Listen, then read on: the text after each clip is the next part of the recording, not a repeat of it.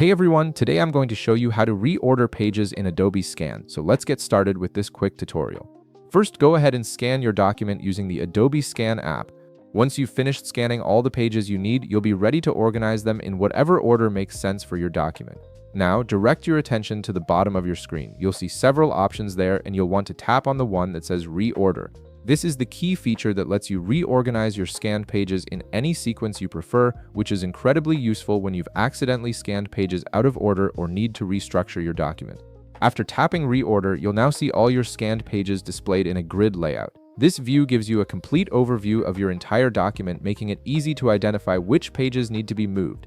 Each page appears as a thumbnail, so you can quickly see the content and decide on the best arrangement. To actually reorder a page, press and hold on the specific page you want to move.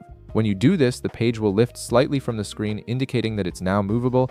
This is your cue that the page is ready to be repositioned wherever you need it to go. While still holding the page, drag it to anywhere you want it to appear in your document. You can move it forward, backward, or place it between any two existing pages.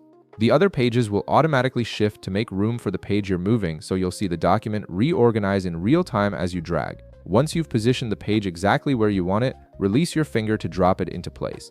If you need to move additional pages, simply repeat the same process for each one until your entire document is arranged in the correct order.